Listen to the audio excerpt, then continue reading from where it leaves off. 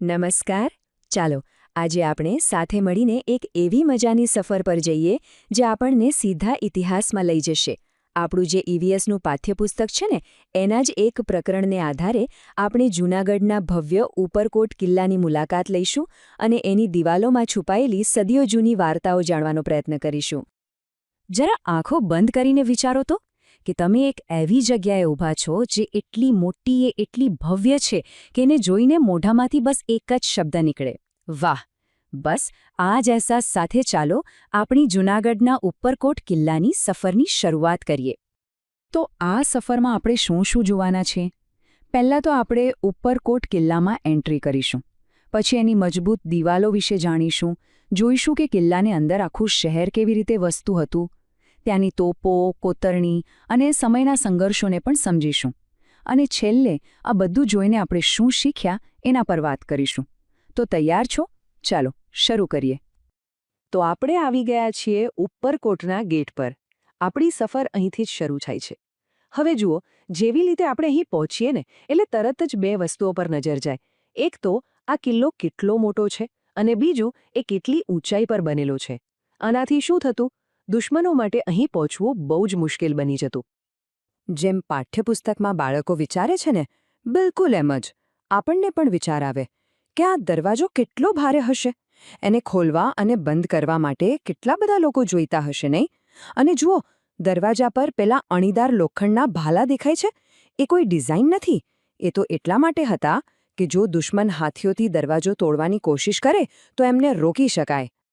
હવે આ કિલ્લાનો ઇતિહાસ છે ને એ કોઈ ફિલ્મની વાર્તા જેવો છે, બહુ જ જૂનો, છેક ચંદ્રગુપ્ત મૌર્યના સમયમાં બન્યો.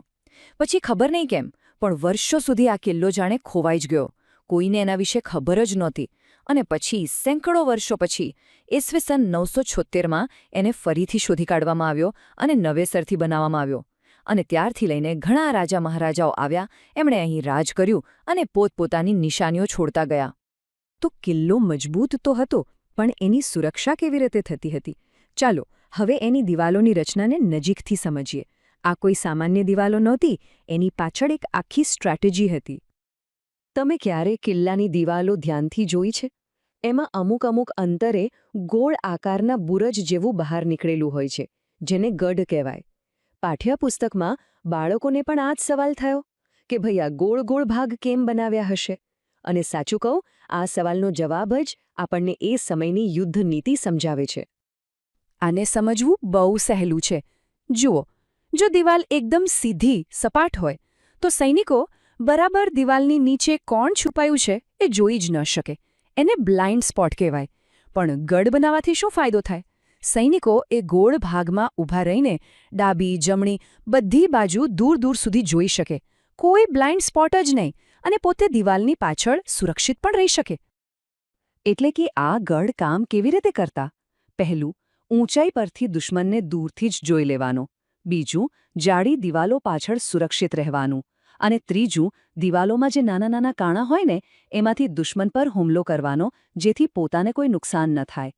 મતલબ કે આ ગઢ એકદમ પરફેક્ટ ડિફેન્સ સિસ્ટમ હતા. એણે જ આ કિલ્લાને અભેદ્ય બનાવ્યો હતો. આપણે અત્યાર સુધી સુરક્ષા અને દિવાલોની વાત કરી, પણ ઉપરકોટ કિલ્લો એટલે શું, ખાલી સૈનિકો અને લડાઈ? ના, જરાય નહીં. જ્યારે પાઠ્યપુસ્તકમાં બાળકોએ કિલ્લાનો નકશો જોયો ત્યારે એમને સમજાયું કે આ તો કંઈક અલગ જ દુનિયા છે. એ નકશા પરથી ખબર પડી કે આ માત્ર રાજા મહારાજાનું ઘર નહોતું, આ તો એક આખું જીવતું જાગતું શહેર હતું.